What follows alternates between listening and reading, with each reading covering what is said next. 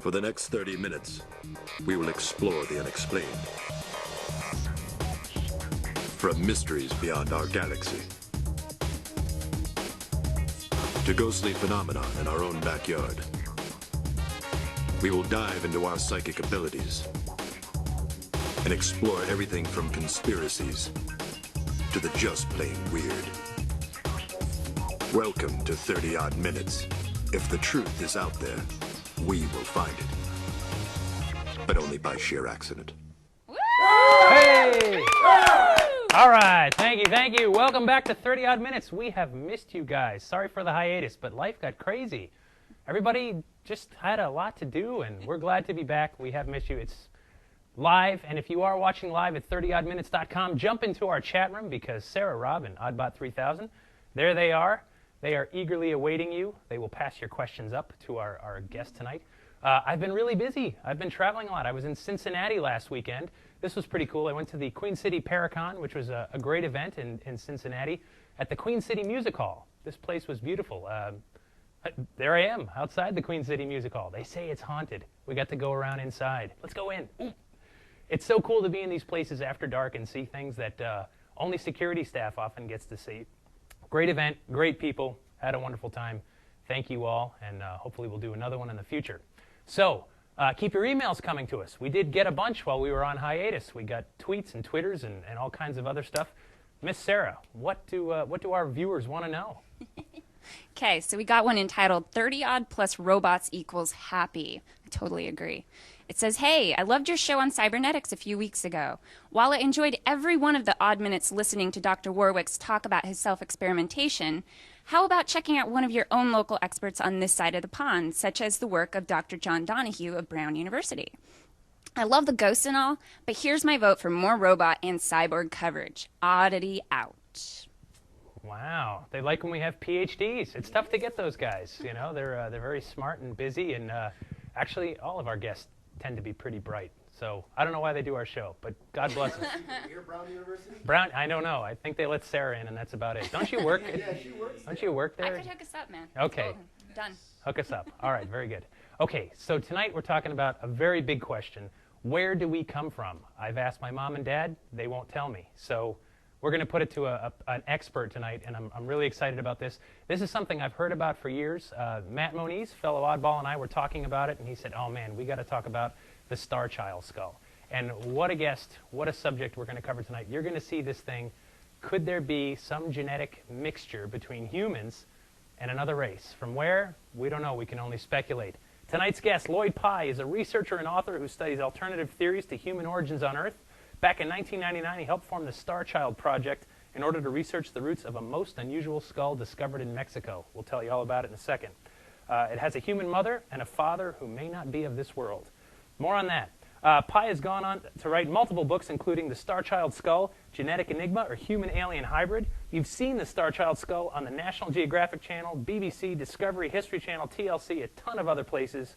Tonight, the skull and Lloyd Pye are all yours, live from the Florida Panhandle. Please put your hands together for Lloyd Pye. Woo! Yeah. Lloyd. All right. Well, thank you for that, Jeff. Quite an introduction, and I'm very glad to be here with you. All right. Well, thank you so much. Lloyd, let me bring our viewers up to speed on the backstory, and we'll talk about that too. But this is how this skull is found. It goes back to the 1930s. An El Paso, Texas girl and her family were vacationing about 100 miles southwest of Chihuahua, Mexico, near Copper Canyon, the Copper Canyon region. We can bring up a map and show you. See that red dotish somewhere around there? The girl goes off on her own and finds a skull inside of a cave. She also sees another bone, does some digging, finds two skeletons, brings them back as a souvenir. The story goes that a flood came through. Most of the bones were lost. The two skulls make it back to San Antonio, show up again in the 1990s, specifically 1998, when they come into the possession of Ray and Melanie Young, who then seek out our guest tonight, Lloyd Pye, to help research this thing. In 99, they start the Starchild project because this thing seems odd. Am I right? What did you think, Lloyd, when you first held this skull? Well, when I first held it, I knew something was very wrong about it, but I couldn't imagine that it would be, as you can see if you're able to see it on camera, you can see it looks very different from a typical human skull. Maybe that's too close. But my first reaction was that the eye sockets, I knew a little about eye sockets. My dad had been an optometrist, so that caught my eye first, no pun intended, and I then felt the rest of it. I felt the weight of it, and I knew pretty much what Melanie knew, which was that it wasn't really very much like a human, just to look at it. But even so, at that time, I couldn't believe it would be anything other than a deformity of some kind, although I had to concede that there was the possibility that it would be something else. And I needed all of 99 to convince myself to talk to enough specialists who would give me enough insight about the various differences in it to convince myself that, yeah, this probably really is not entirely human. And then it became a quest for the DNA. Once we had enough physiological differences, and really when you look at a human to compare, and then you look at the Starchild behind it or beside it, right. Well, actually, we can bring up a photo here. We can bring up a photo here showing the two skulls side by side. Let's take a look at that. The bottom line is when you see the two, there you go. There's not a single exact corollary in the Starchild to a human. Every single part of it, every part of it, important or not important, is different. And some pieces are not there. Some parts are not there in the Starchild. So significantly different. But scientists would always say, no matter what we proved in terms of physiological differences, they would say nature can do anything. You cannot throw anything at us that we can't say nature can do anything, and you're left holding a bag here. All we'll respect is DNA. So we began the search for DNA. We got a test in '99 that was very, very unlikely to do what we needed to do, but we had to do something. Sure. It was a forensic test. It wasn't for ancient DNA, which is over 50 years, and the Starchild is indeed 900 years old. So we just didn't have what we needed. By the way, there's no E on the end of my name. Oh, there. geez, I'm sorry. It's just Lloyd. It's okay, no problem. Just for people who go to look me up, that won't show. But anyway, so the first test in '99 didn't work out for us. Now, science still insists that we are bound to go by that initial result, which was that the Starchild was a human, and that was it, and we should have packed up and gone home in '99. And we've since proved twice now that that test was completely wrong, but science and on Wikipedia and other places still insists that because it was once labeled as human, it is for all time a human, even though that test has been completely proved wrong. In 2003, the test that did that proved that it was wrong, in 2003 showed that the mother, as you said earlier, the mother was human, no question about it, because the Starchild's mitochondrial DNA is human. There are two kinds of DNA that come. There's mitochondrial, which floats outside the nucleus in the cytoplasm of your cells, and then inside the nucleus is the nuclear DNA, and that is the whole genome. That's all 3 billion base pairs. The mitochondrial DNA, they're little chips of 16,000 base pairs long. So when the nuclear DNA was tested, when the geneticists went to do that, they couldn't find the Starchild's nuclear DNA. And so the answer was simple. Mother's human, father's, something's really wrong with him. Father's really not human. If he was human, we could recover it. Because we can't recover it, we can't prove what he is. So all we're going to be able to say is that we can't recover your the Starchild's nuclear DNA. Right. You're going to have to wait 3 to 5 years for a new test to come online that will allow the recovery of the entire genome, whatever it is. And so we know that genetic testing has come a long way. DNA, we've cracked in the last 10 years, it's come miles. I mean, we've cracked the human genome. We know so much more than we did since the 1990s. But let's talk about some of the tests. I mean, you went through the radiocarbon dating, like you said, that said this thing is 900 years old, give or take 40 years. You did CAT scans, you did X-rays, and now we're up to a series of DNA tests. Andy in the back, maybe we could bring up some of these X-rays just to show. I think it really enunciates. Oops, different one. That's okay, but that's actually good too. So this is the comparison between this and normal and abnormal skulls. This is one one comparison. But if you look at this X-ray between the two skulls found next to each other, there you go. And just look at the shape of the head. That's a profile. It's obviously radically different than this human skull. Now, some of the findings, this female skull was not the genetic mother of the Starchild, correct? That's what was proved in 203, exactly, through her mitochondrial DNA, which was haplogroup A, and the Starchild's mitochondrial DNA, which was from haplogroup C. We know that they were not genetically related. So, and we thought they were up to that point. We assumed that it was its mother that had died with it. So that was a surprise for us. But the real surprise was that we couldn't recover the nuclear DNA, knowing that it was there. For the human, it had come up very clear on the first attempt, both mitochondrial and nuclear, very clear. And on the Starchild, first attempt, very clear mitochondrial. So we know it's there. Science will say that because we couldn't recover, that means there had to be some kind of exotic degradation. But it isn't. It just isn't. That's just an excuse they use to keep from having to deal with it. But the truth of it is the nuclear DNA was good. It just wouldn't respond to human-only primers because part of it isn't human. Right. But we couldn't prove that. So we've needed to wait since 203, 7 years, until early this year, just a couple months ago, really. A geneticist contacted me and he said, look, using the techniques that we have now, I can shotgun this thing. I can catch little small pieces of it, 200, 300, 400 base pairs long, and I can tell you if the nuclear DNA is there. And that's really what you need to know in order to get an investor to come forward who will be willing to pay for the testing. And I said, it's exactly right, exactly right. If you can just recover the nuclear DNA and prove that it's there, any part of it, then we'll be able to move ahead. Okay, fine. So he takes a sample, and about 3 weeks later, he sends me an email, and it says this: hang on, Dorothy, we're not in Kansas anymore. That's good. And right away that told us what he had. And so gave him a call and we talked about it, and he said that sure enough he had recovered the nuclear DNA, and it was there and it was human.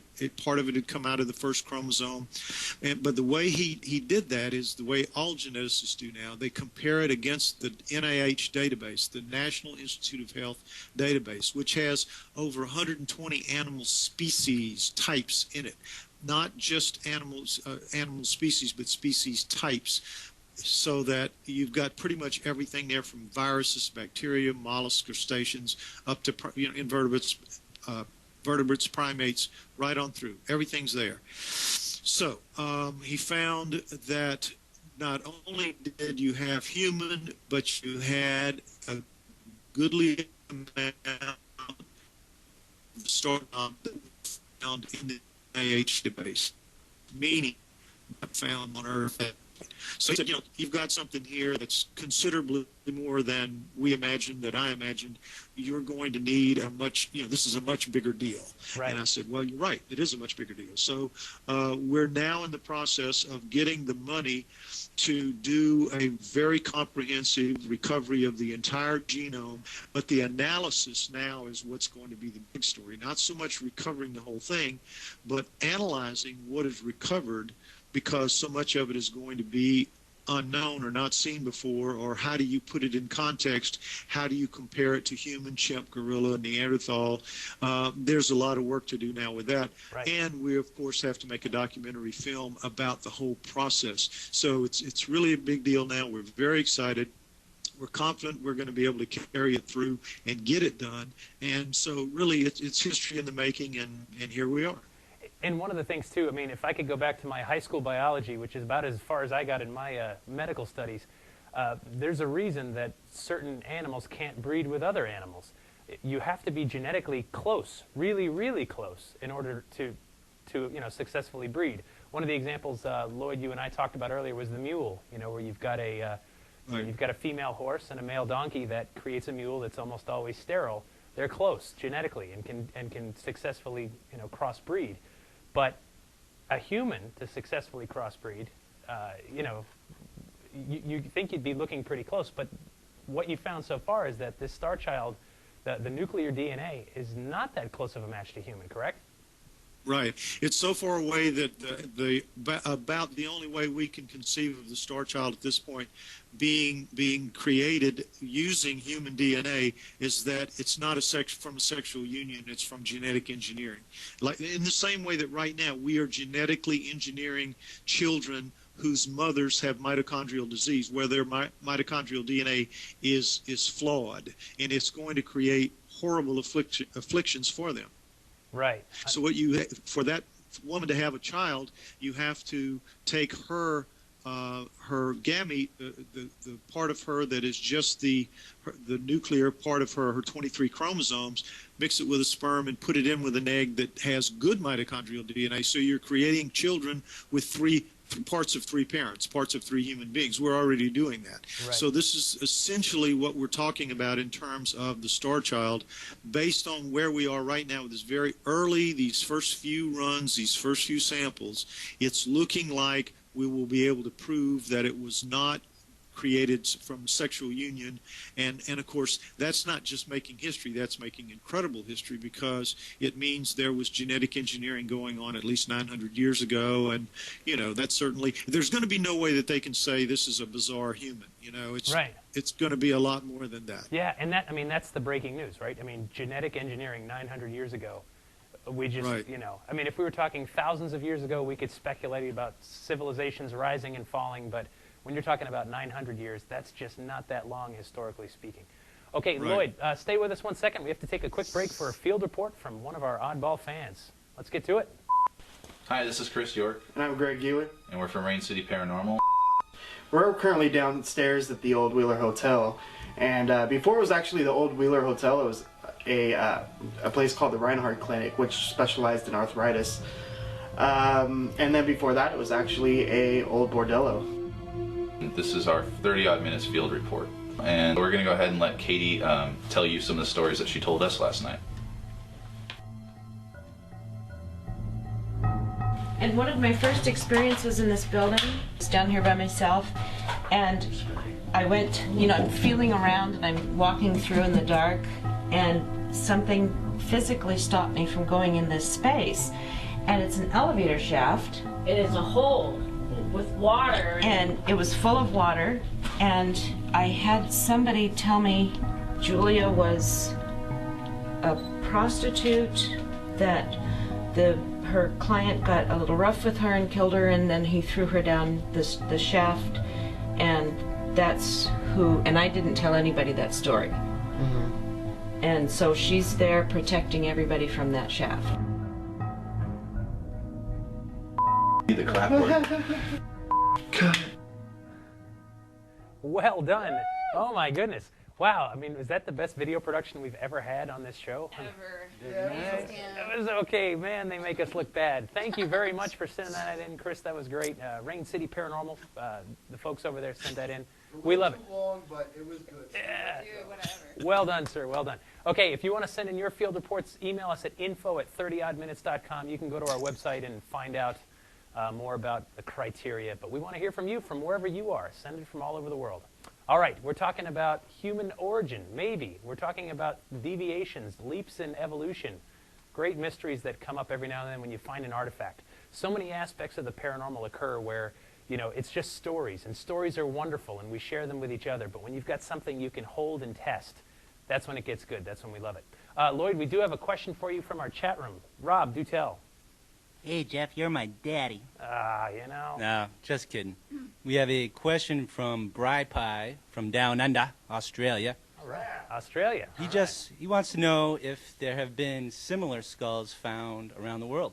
Did you catch that, Lloyd? Have they found similar Yes, skulls? I did. Similar skulls around the world. No, nothing like the Starchild ever that I'm aware of. I get most of, I'm sure, the photos and stories that are out there. However, there's another whole set of skulls that are known as the conehead skulls, the ones that are found dominantly in Peru but in other parts of the world, and they are the ones that have human-like faces but heads that go back, and their eyes are twice the size of ours. I think the coneheads, if anyone were to do DNA on them, would show out that they're not entirely human as well. I do not see how you can have a human brain, a brain twice the size of a human brain consistently in head after head after head after head, and have those beings be humans. I think there's something else. Maybe part human, but maybe more like the donkey that the mule that we were talking about. But nonetheless, I don't think that the coneheads are going to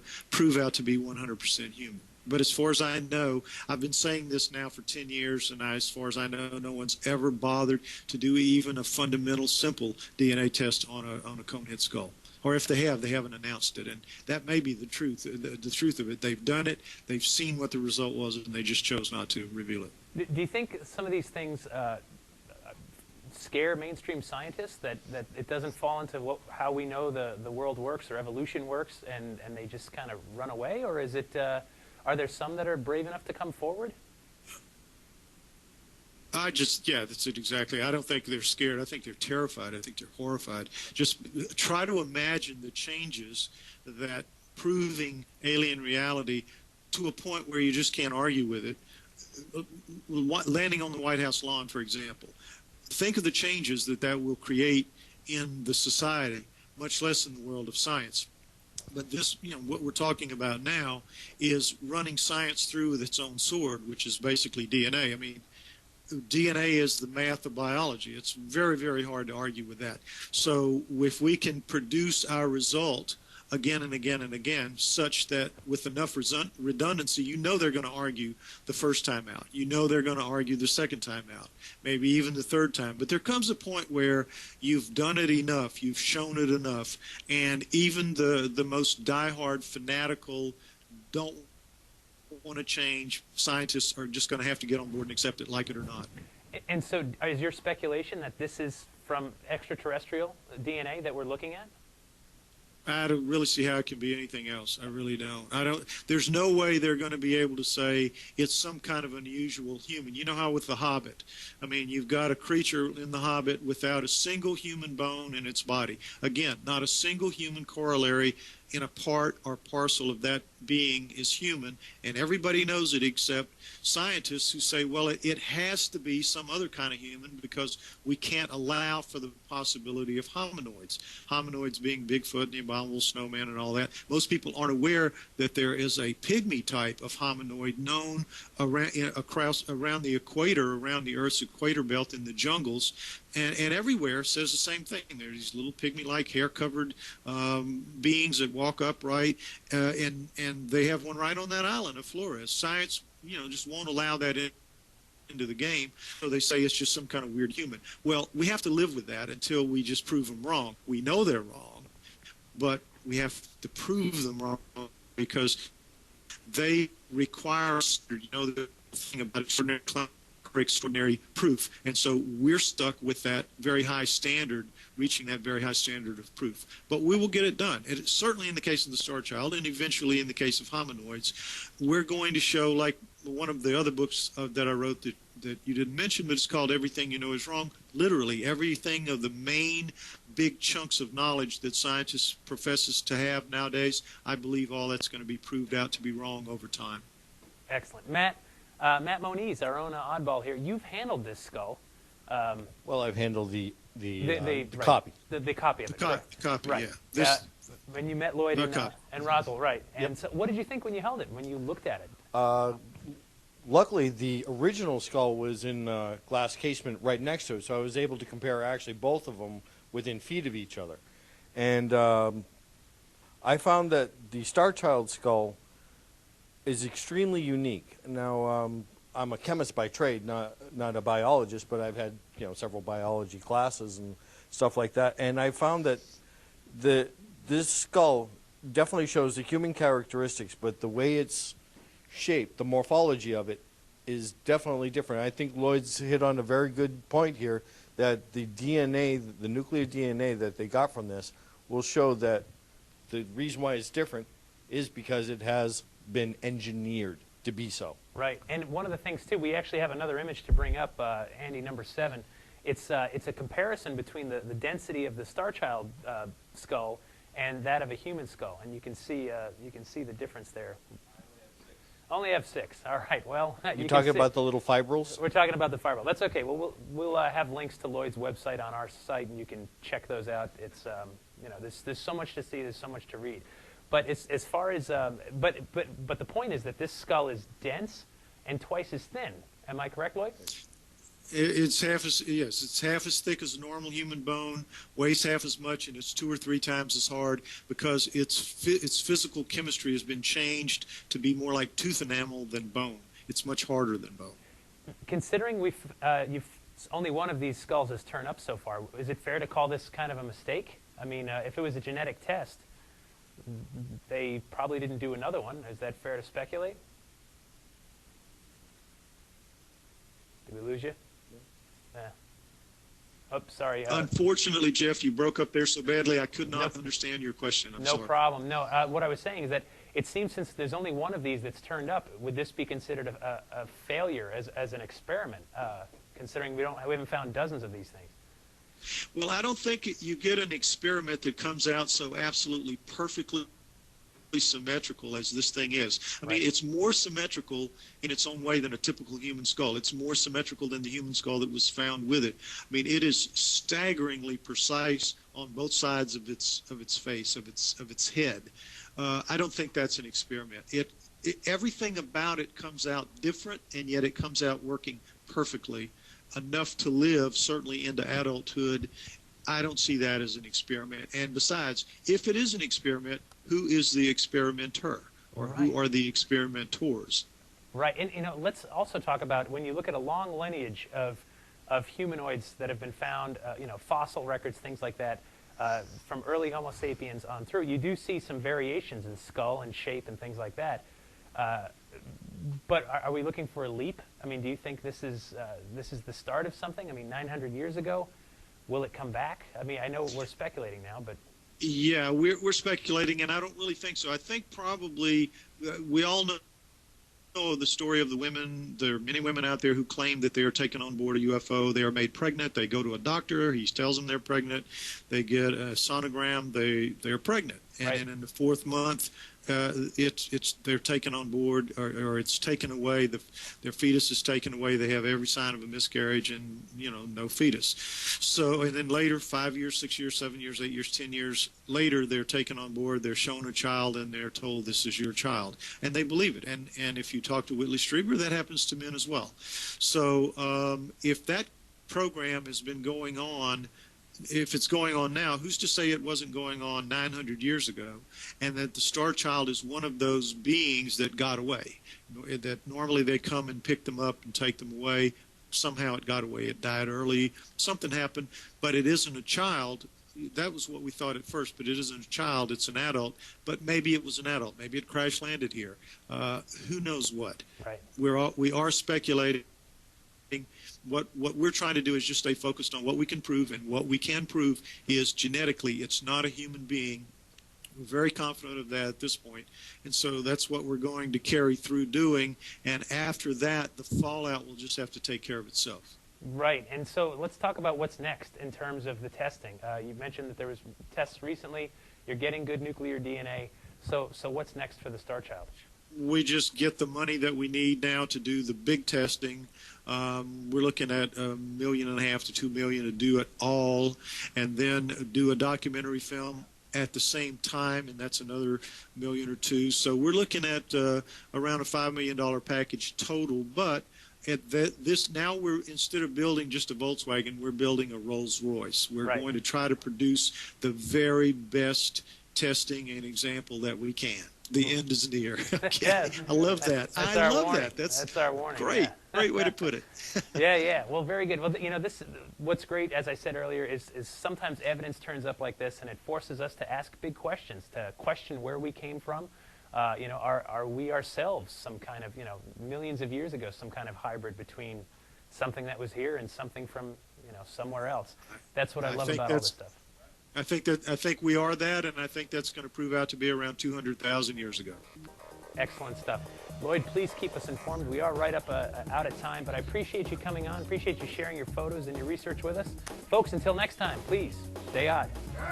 Yeah.